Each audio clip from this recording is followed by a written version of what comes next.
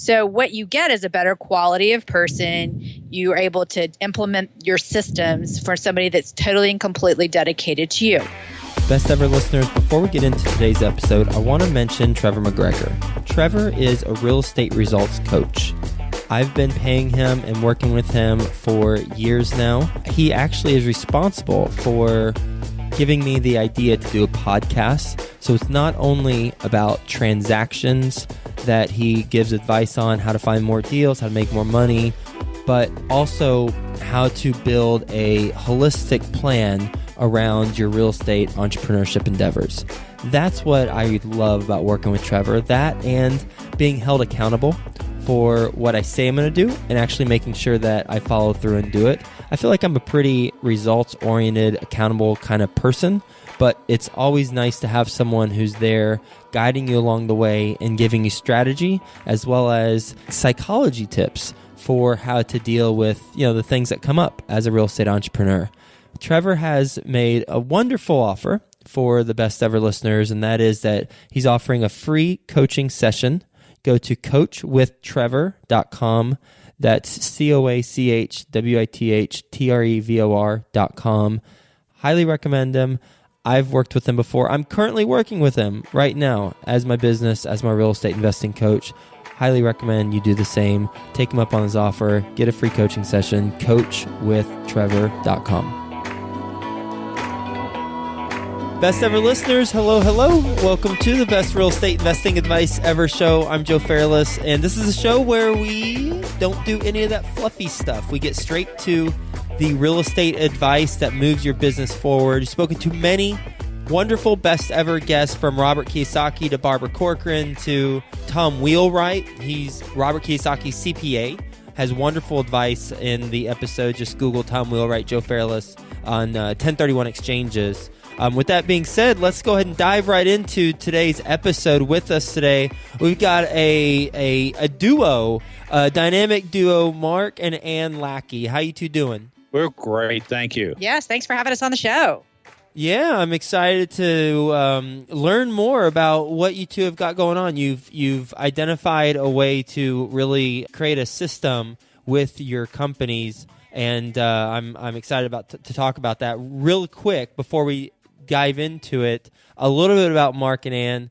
They are real estate investors, authors, and speakers. They're based in Atlanta, Georgia. One of the books that they've written is a #1 Amazon bestseller, and it's called Multiply Yourself, Increase Your Productivity and Profits Using Virtual Assistants, which is certainly a teaser into what I was talking about as far as how to scale your company, and they're going to talk a little bit more about that. They do fix and flips, and they also buy and hold. They've been investing since 2000. You can say hi to them at hiresmartvas.com. That's hire, SMART, VAS.com. With that being said, Mark and Ann, you want to give the best ever listeners a little bit more about your background and what you're focused on right now? Sure. Well, in 1999, we were working corporate America. Both had high-producing sales jobs, and we started looking for other ways to have our money working for us. So we started investing in rental homes at that point. The first month, we purchased 4 rental homes. We still have those 4 today, and they're all producing very high cash flow. And from that, we've developed and grown out to a flip business. We have a property management business. Everything's all about real estate, and Ann and I do it all together and run 7 separate businesses. Okay, and that was in 1999, you said you bought the first 4 homes? Yeah, we were out, and we went to a real estate program for 3 hours, went to a boot camp, came out of the boot camp, and bought 4 homes immediately and put them into rental service. And what boot camp was it? Do you remember? It was I don't remember the name of the boot camp. I don't. It was a local guy here in Atlanta. Yeah. And really, what we learned from that is that we were tired of working for someone else and making them money, and knew that we needed a different way to approach our retirement. And so rental real estate made sense for us. So we did a rehab and rent strategy. We still have that strategy today. We still invest today. We add about 2 to 3 different rental homes to our portfolio every year, and have for a lot. Gosh, yeah. I guess so we take the flip now. money, buy a rental home. Flip a couple, take the money, buy a rental home. And that's been our strategy for 15, 16 years now. I love that model, and I think it's so smart when you do the flips and then you take a little bit of the profits, invest in long-term holds, and then continue to feed the monster with the flips. Because so often I talk to flippers and I ask them, what's your end game? Because they're just constantly flipping to get into the next flip, and it's they're just creating another job. Do you still have those corporate jobs? And if not, when did you leave the corporate jobs? Well, that's a great question. I left in 2009. And so we worked a long time where we had our own businesses. By that time, we had a property management business. We had our real estate team business, all while both of us were working in corporate America. Yeah, and for property management, we were managing about 180 rental homes. That is correct. I still have those today. And then Mark ventured out, I guess it was about 2.5 years ago. So back in 2013, November. I stayed for the health care. That's right. We stayed for benefits. The benefits. I hear you. With the 180 homes in 2009, were they all yours? No. We had a property management company. Obviously, a lot of them are ours, but we do manage for other investor clients who are, want the asset, but not the headache. Let's go back in time to let's say 2008. In 2008, you've got a property management company. You both have your corporate jobs.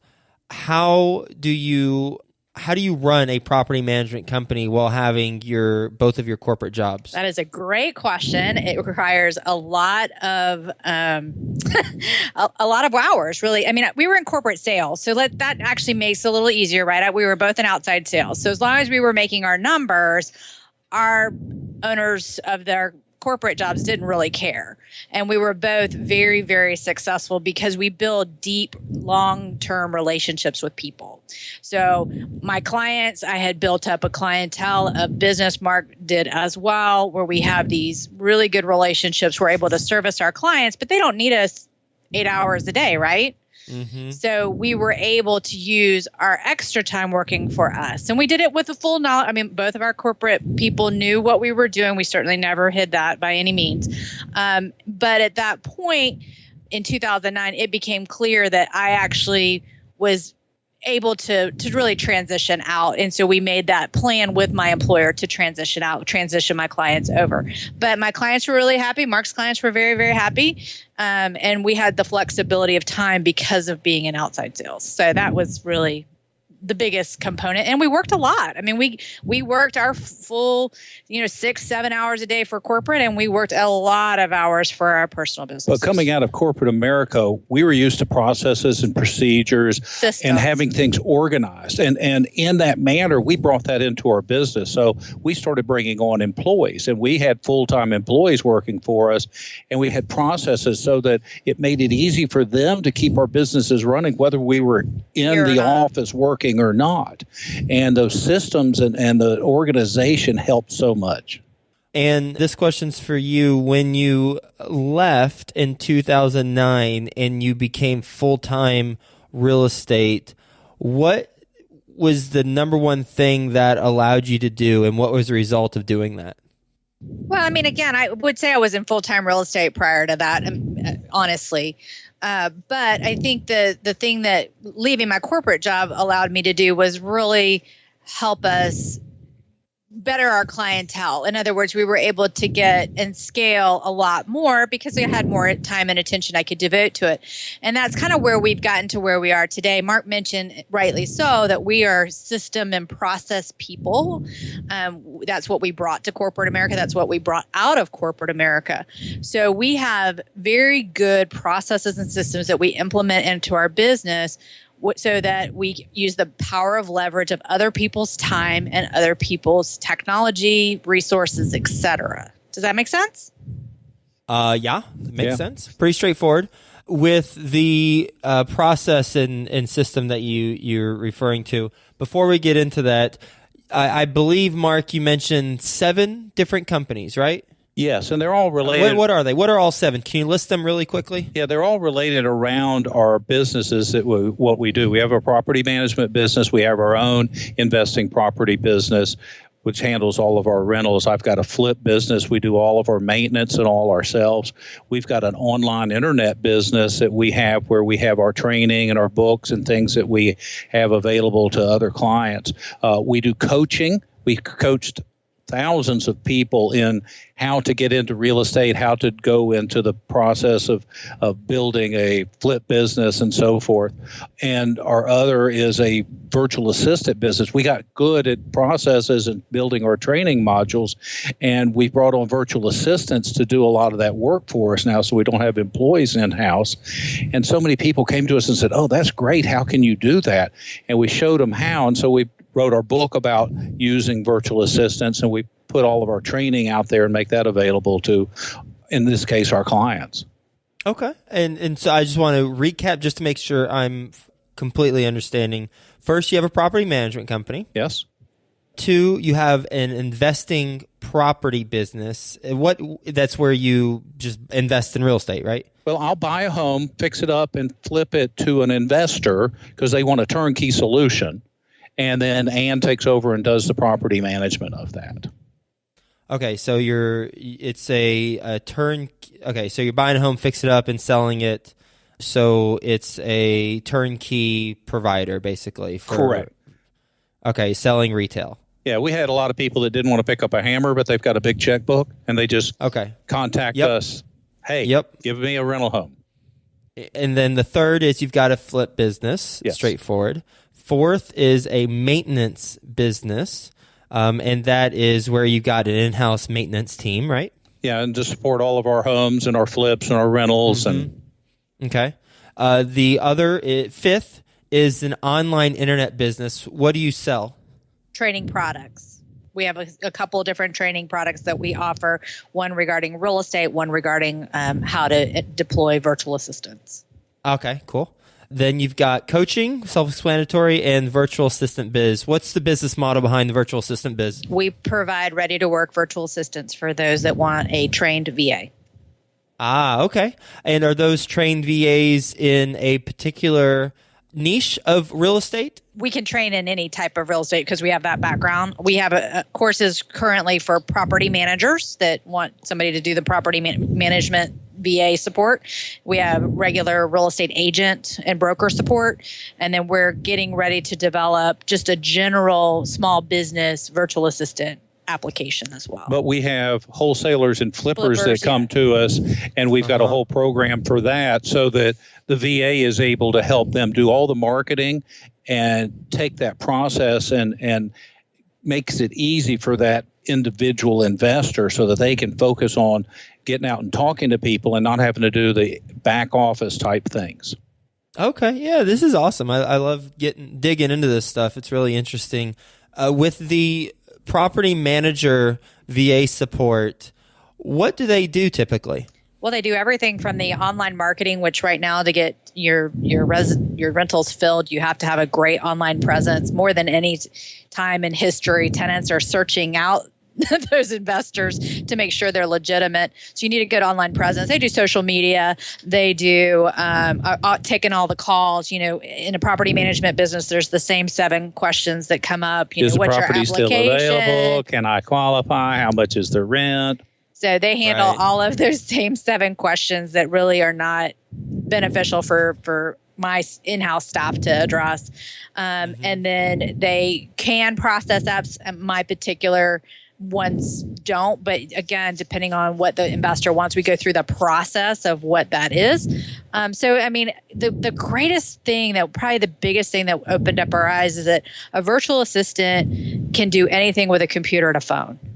So as long as it doesn't require boots on the ground, they can do it. And that was probably one of the biggest game changers for us a couple years ago that allowed us to really enjoy our life a little bit more by doing the things that we really like to do and then having somebody else do the necessary tasks that were not as exciting for us to do. Mm-hmm. With the VAs, where are they located?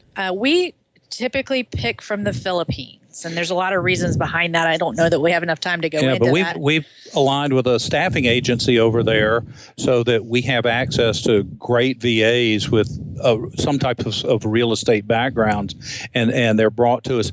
And in the one important thing that everybody wonders about is the English language used in the Philippines is fantastic.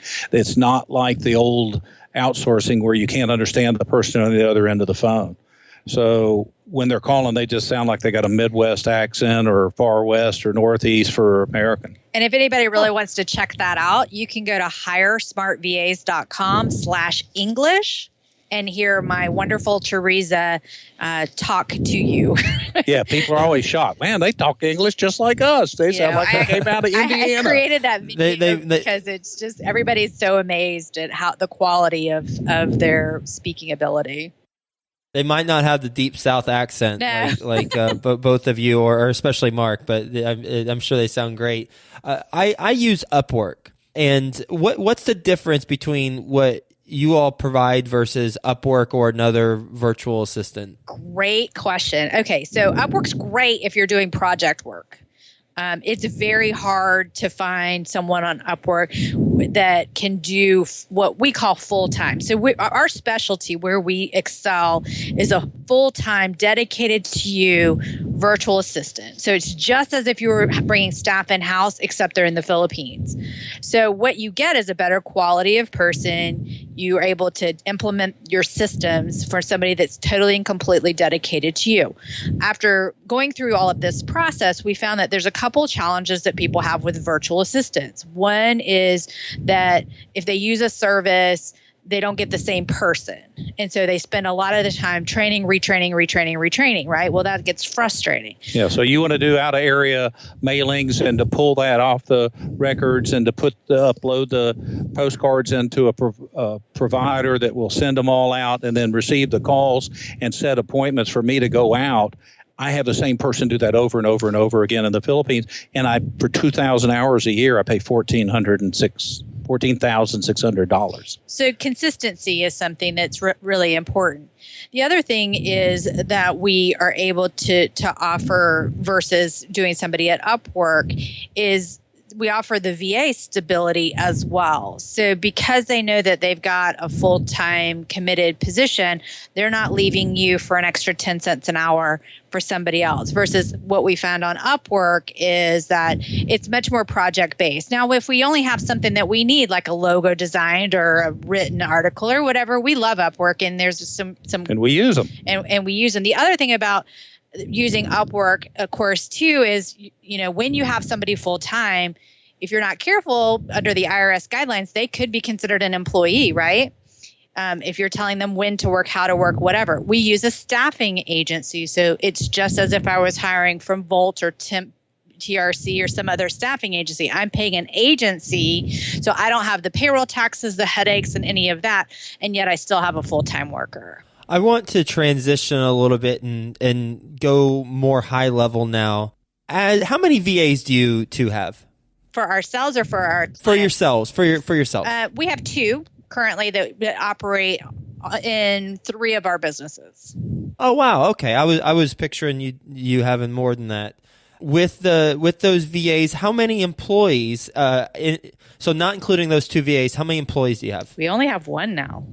Well, plus one Mark employee. And I. Plus we work part-time in the business. Yeah, we work part-time too, but in all the businesses. But we have 1 employee because somebody has to go out and meet with people and see things and put their eyes on things. So okay. So you got 2 VAs, 1 employee. How many properties does your property management company currently manage? 160. 160. Are they mostly single-family homes? They're all single-family homes.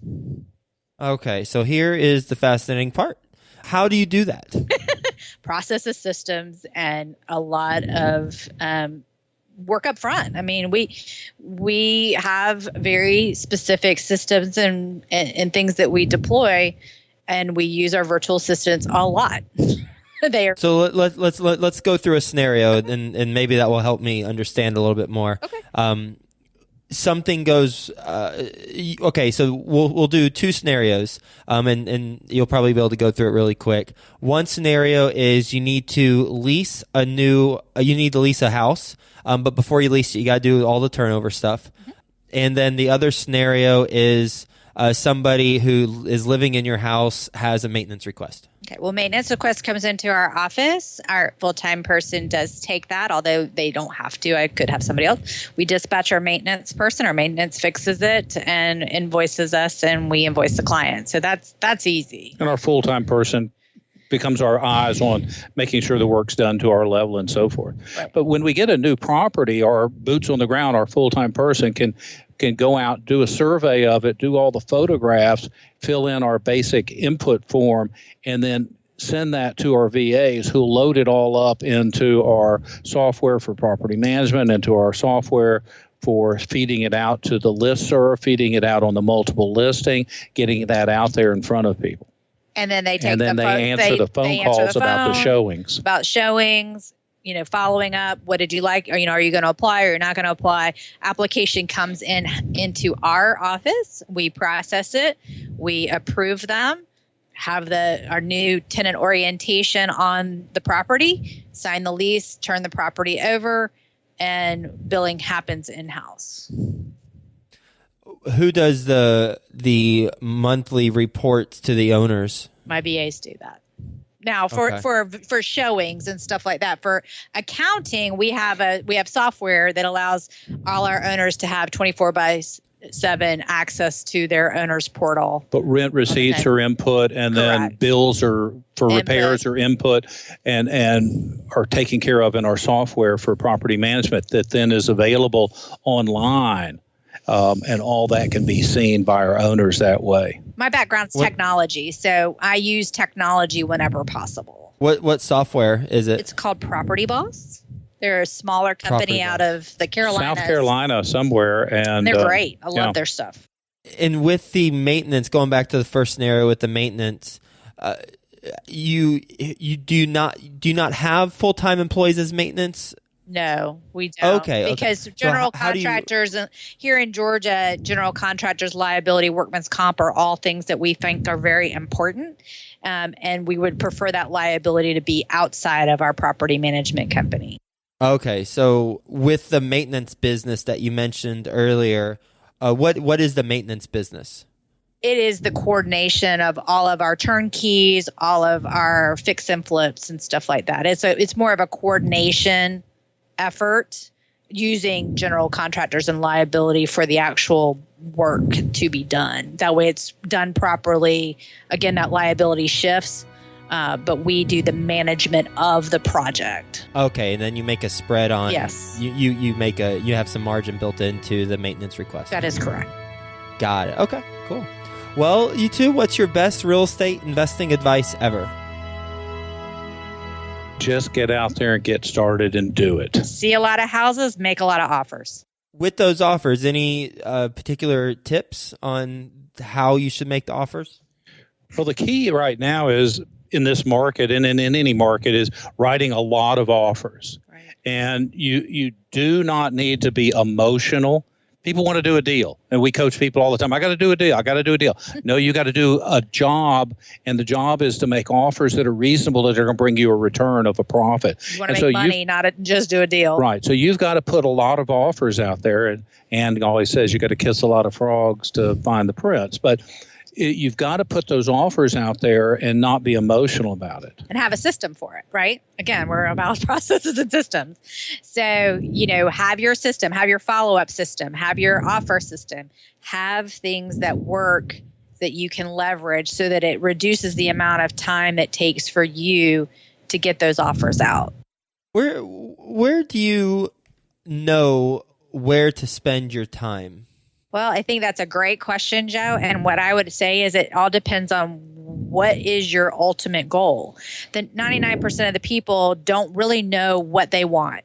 And therefore they have an issue with time management. It's not a time management issue. It's a matter of they don't have clarity of what it is that they want to achieve. They want to be their own boss. Well, what is that? What does that mean? And actually, I wrote a blog post about this today, interestingly enough, that if people have clarity of what it is they're wanting to do and they can really clearly define that, time management becomes easy because the question that you ask is this task getting me closer to that goal or not? If the answer is yes, you do it. If the answer is no, you don't do it.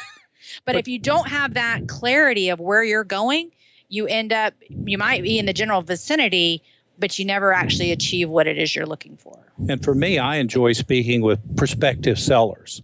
I enjoy that conversation on the phone, meeting with them, doing that thing. So when an opportunity comes in, I don't need to be spending all my time pulling up tax records, pulling up old sales information, looking up comps and all. So my virtual assistant pulls all that together for me, can set up a phone interview time for me to talk to those people or a face-to-face, provide me all the details. I know going in there what the background is and what the values are, so I don't have to spend my time doing that research. I can do what I like doing best, and that's talking to the people and working with them, finding a solution to solve whatever their problem is that happens to have real estate involved.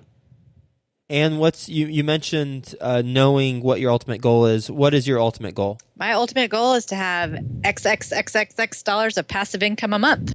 And I assume, Mark, yours is aligned with Ann's X's? That is correct. We set a dollar figure 15 years ago of what we wanted to have as passive income per month that would allow us to pay all of our bills and do whatever we wanted to do and be together doing it. Love it. You two ready for the best ever lightning round? Sure. All right, first a quick word from our best ever partners. Did you achieve all your real estate goals in 2015? Well, if you did, congratulations, fist bump to you. If you didn't, then go to coachwithtrevor.com. Trevor McGregor is my business coach, my real estate coach. He's also been a guest on the show, episode 320. He is offering a free coaching session for the best ever listeners. Just go to coachwithtrevor.com and it'll help you to achieve your real estate goals in 2016. Do you want to make your investment analysis a breeze while making it look like you spent all week working on it? Then go to getrefm.com/valuate. That's getrefm.com/VALUATE. This is Bruce Kirsch's company. He's the best ever guest from episode 128. The episode's titled Crash Course on Financial Modeling for Real Estate Investing. Go to his company's website. Get the software. You can try it out for free. It's a no-brainer. getrefm.com/valuate. Best ever book you've read? It would be Think and Grow Rich. I'd agree with that. Mindset. All right. Well, you two would also like 3 Feet from Gold. Yeah. Oh, yeah. Love that, Yeah. too. Yeah. Sharon was on the show. The author was on the show fairly recently, and we talked a little bit about that. One of my favorite books. We loved her in Outwitting the Devil. Oh, yeah. That's The new release from Napoleon Hill. Yeah, that was actually one of our faves. Really? What did I'm okay, I had to be completely transparent. Wasn't my favorite. I was just to be honest. I loved 3 Feet from Gold, but I just couldn't get into Outwitting the Devil. What did you like about it?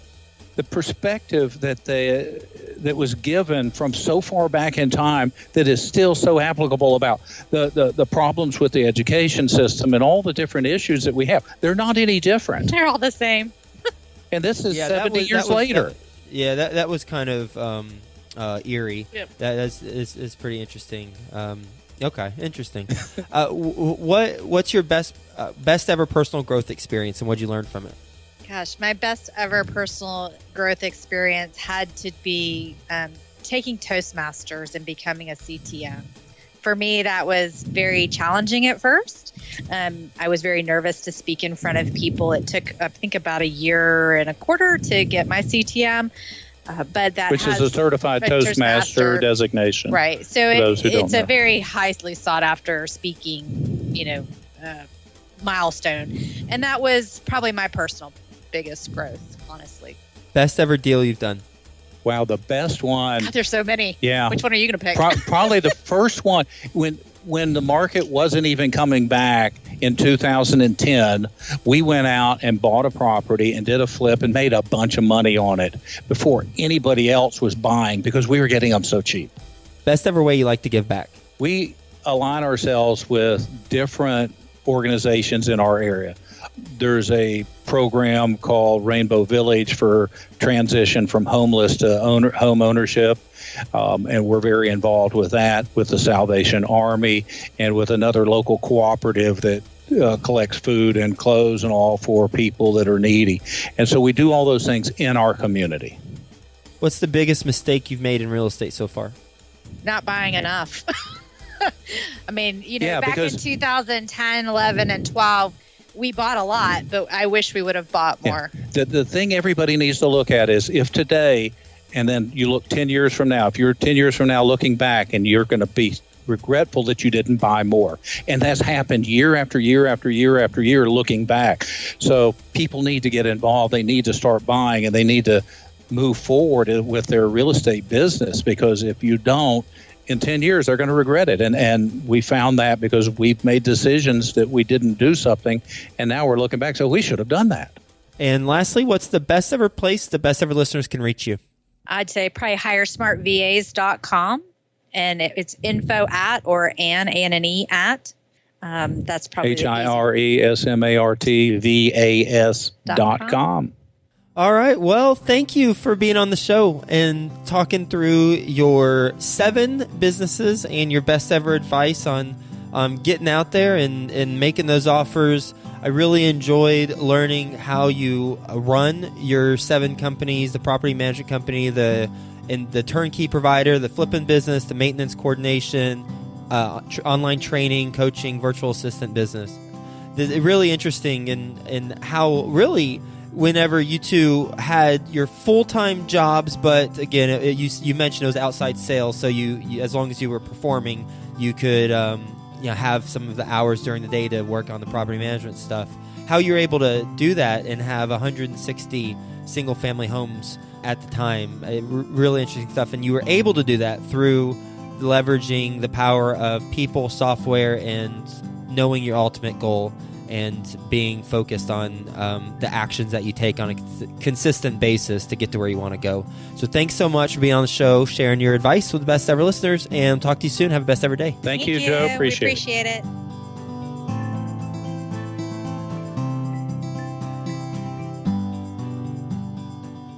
Did you achieve all your real estate goals in 2015? Well, if you did, congratulations. Fist bump to you. If you didn't, then go to coachwithtrevor.com.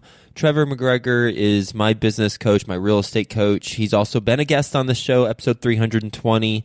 He is offering a free coaching session for the best ever listeners. Just go to coachwithtrevor.com and it'll help you to achieve your real estate goals in 2016.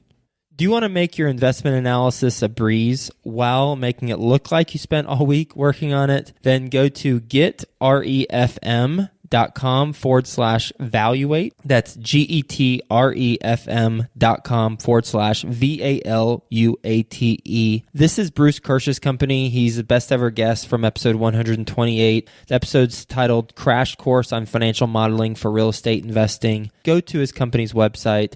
Get the software. You can try it out for free. It's a no-brainer. Getrefm.com/valuate.